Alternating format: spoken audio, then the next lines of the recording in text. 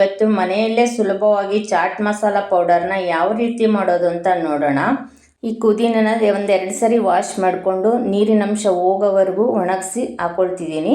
ಬೇಕಿದ್ರೆ ಬಿಸಿಲಿನಲ್ಲೂ ಅಷ್ಟೇ ಒಣಗಿಸಿ ಹಾಕ್ಕೋಬೋದು. ಇದು ನೀರಿನಂಶ ಹೋಗೋವರೆಗೂ ಡ್ರೈ ಮಾಡ್ಕೋಬೇಕು.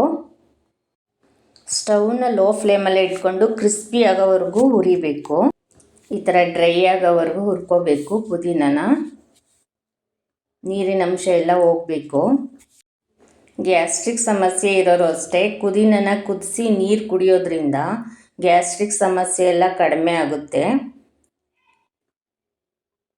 ಈಗ ನೋಡಿ, ನೀರಿನಂಶ ಎಲ್ಲ ಕಡಿಮೆ ಆಗಿದೆ. ಈ ಥರ ಹುರ್ಕೊಳ್ಳೋದ್ರಿಂದ ಪೌಡ್ರು ಚೆನ್ನಾಗಿ ಬರುತ್ತೆ. ನೋಡಿ, ಕ್ರಿಸ್ಪಿ ಆಗಿದೆ. ಈಗ ಇದನ್ನು ಒಂದು ಪ್ಲೇಟ್ಗೆ ಹಾಕೊಳ್ಳೋಣ.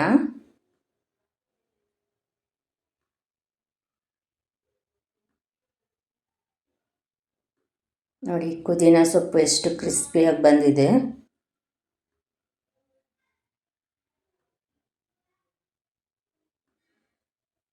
ಈಗ ಅದೇ ಪ್ಯಾನ್ಗೆ ಧನಿಯಾ ಹಾಕ್ಕೊಳ್ತಿದ್ದೀನಿ. ಮೆಜರ್ಮೆಂಟ್ ಕರೆಕ್ಟಾಗಿರಬೇಕು.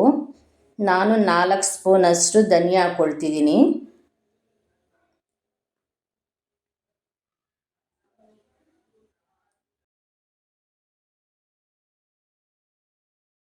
ಇದನ್ನು ಅಷ್ಟೇ ಲೋ ಫ್ಲೇಮಲ್ಲೇ ಇಟ್ಕೊಂಡು ಹುರ್ಕೋಬೇಕು.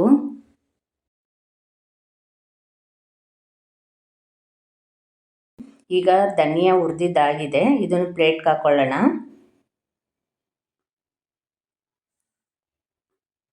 ಈಗ ಅದೇ ಪ್ಯಾನ್ಗೆ ಮೆಜರ್ಮೆಂಟಲ್ಲಿ 4 ಸ್ಪೂನು ಜೀರಿಗೆ ಹಾಕ್ಕೊಳ್ತಿದ್ದೀನಿ.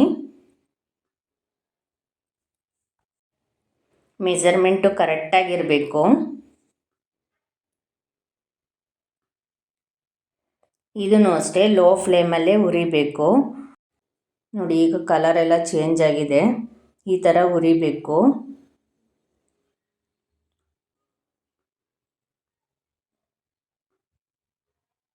ಈಗ ನೋಡಿ, ಇದು ಎಲ್ಲ ಹುರಿದಿದ್ದಾಗಿದೆ.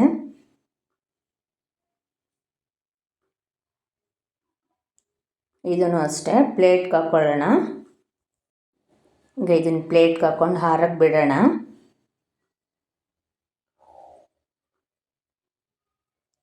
ಈಗ ಅದೇ ಪ್ಯಾನ್ಗೆ 1.5 ಸ್ಪೂನಷ್ಟು ಮೆಣಸು ತೊಗೊಂಡಿದ್ದೀನಿ, ಕಾಳು ಮೆಣಸು. ಇದನ್ನು ಅಷ್ಟೇ ಲೋ ಫ್ಲೇಮಲ್ಲೇ ಹುರಿಬೇಕು.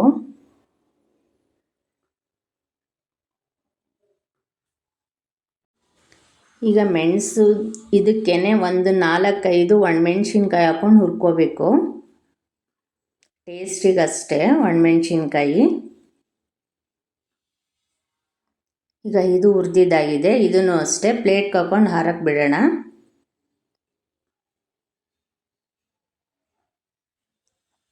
ಇದು ಎಲ್ಲ ಆರಿದೆ. ಇದನ್ನು ಈಗ ಮಿಕ್ಸಿ ಮಾಡ್ಕೊಳ್ಳೋಣ.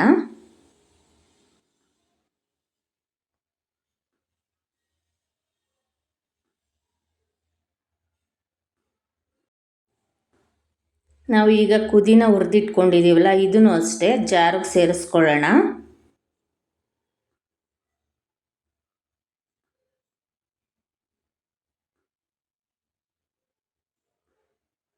ನಾನು ಇದಕ್ಕೆ ಸ್ವಲ್ಪ ಜಾಕಾಯಿ ಸೇರಿಸ್ಕೊಳ್ತಿದ್ದೀನಿ. ಜಾಸ್ತಿ ಹಾಕೋಬಾರ್ದು, 1 ಚಿಟಿಕೆ ಅಷ್ಟು ಹಾಕ್ಕೋಬೇಕು.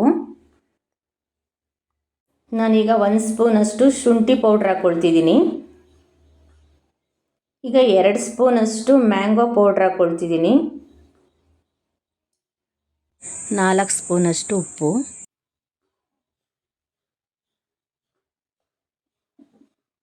ಈಗ ಒಂದು ಅರ್ಧ ಸ್ಪೂನಷ್ಟು ಹಿಂಗು. ನೋಡಿ, ಈಗ ಮಿಕ್ಸಿ ಮಾಡ್ಕೊಂಡಾಗಿದೆ. ಚಾಟ್ ಮಸಾಲ ಎಷ್ಟು ಚೆನ್ನಾಗಿ ಬಂದಿದೆ ಅಂದರೆ ಅಷ್ಟು ಟೇಸ್ಟಿಯಾಗಿ ಬಂದಿದೆ. ಈ ಥರ ಮನೇಲಿ ಮಾಡ್ಕೊಳ್ಳೋದ್ರಿಂದ ತುಂಬಾ ಒಳ್ಳೆಯದು. ನಿಮಗೆ ಚಾಟ್ ಮಸಾಲ ರೆಸಿಪಿ ಇಷ್ಟ ಆದರೆ ಲೈಕ್ ಮಾಡಿ, ಶೇರ್ ಮಾಡಿ, ಕಮೆಂಟ್ ಮಾಡಿ, ಸಬ್ಸ್ಕ್ರೈಬ್ ಮಾಡಿ. Thank you.